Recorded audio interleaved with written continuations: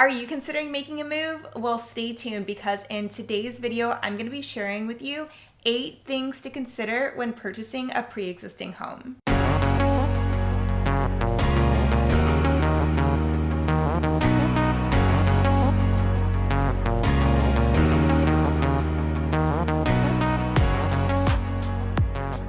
Hey y'all, and welcome back to my channel. My name is Myra from Our Nashville Realtor, and today I'm going to be sharing with you 8 things to consider when purchasing a pre-existing home.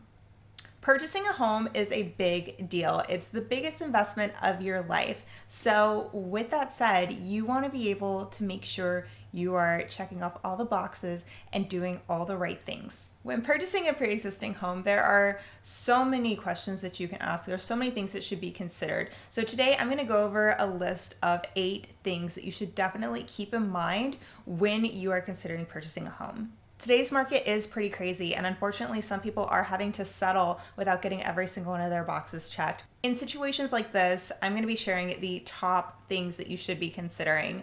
There are so many other things that go into purchasing a home, but these are probably the most important ones that you definitely want to ask the questions and try to get that checked off. So the first important thing to consider is probably the most obvious one. It's going to be location. You want to make sure that that is the most ideal location for you. I'm sure we've all heard before, location, location, location. You can always change the house, you can never change the location. So when you're doing this, you want to consider all your commutes, your commute to work, your commute to school, your recreational activities, after school activities, shopping, all of those things. You want to look for easy access to all the places that you go on a regular basis. Pay attention to the roads. What is the road that is the entrance to your subdivision? Is it something that's hard to get out of? I've lived in places before where it is a pain to get out because you are on a main road and there's cars coming both ways all the time, super busy. So you want to know, am I going to be sitting here? Is there a light? On your commute, do you have to take the highway? How long after you get off the highway will it take you to get to your home?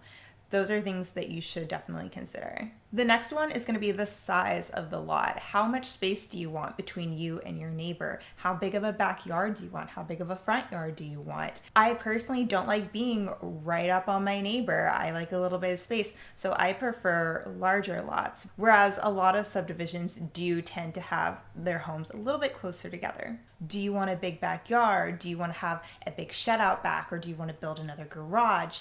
Along with knowing the size of the lot and if those things can fit, if you are in a development, it's worth asking, does this homeowners association even allow this kind of thing? All right, now we're going to get into the actual home itself, and that's going to be bedrooms and bathrooms. So I know a lot of people have different preferences on how long they stay at a house. Generally, people move every 4 to 7 years, but for some people, this is a permanent situation. For others, they're planning on moving before then. It's worth noting, how long do you plan on living in this home? And if you have to stay there longer, will it accommodate your plans in the future? So that's going to be, how many bedrooms do you need? How many bathrooms do you need? My husband, for instance, he works from home, so he needs an office. So we can't use a bedroom as an office. So if you work from home a lot, consider that. Do you have the ability to use another bedroom? Do you need an office plus bedrooms? Another thing is going to be the bathrooms.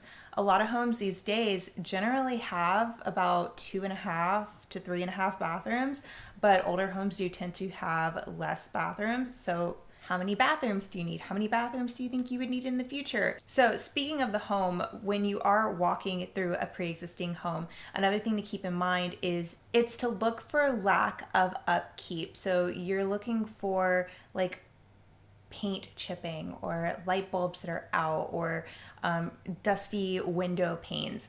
These kind of things usually mean that the homeowner was not really taking care of the home that well. It wasn't a priority of theirs.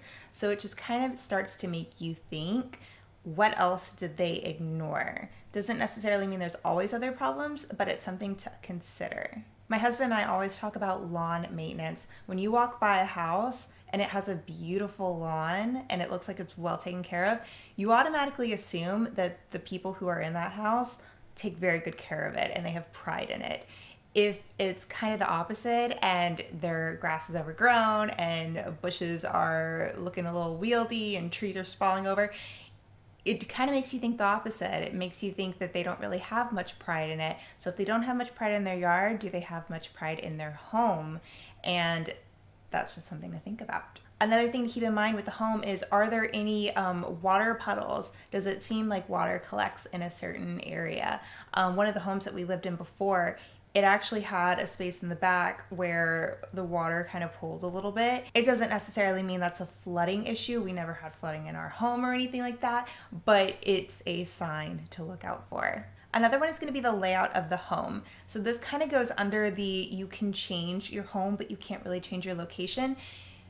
It's a big project to change the layout of the home. So you can change things like cosmetically, but if you're changing the layout of the home, that's something that is very costly. So are you happy with the layout?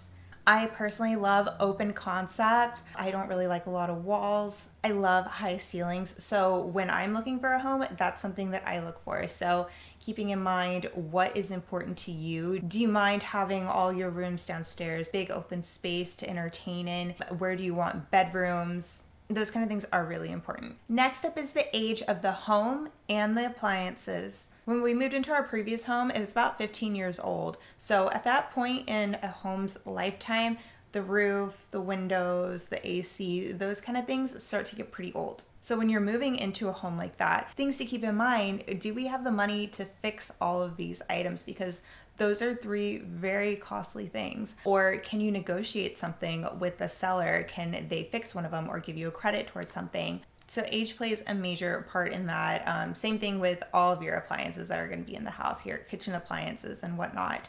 They're all going to be generally the same age. All right, and this one kind of goes along with the last one, the maintenance.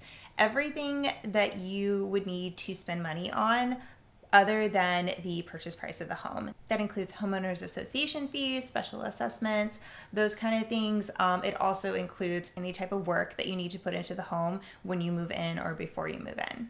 Okay, so the next one is going to be purchase price. And by purchase price, I mean what you can afford is not necessarily always what the pre-approval letter is. So in some instances, you could get pre-approved for more than you necessarily would feel comfortable with paying. So kind of sit down, look at the numbers, look at what you make in a month, and just kind of factor it in with all of your expenses.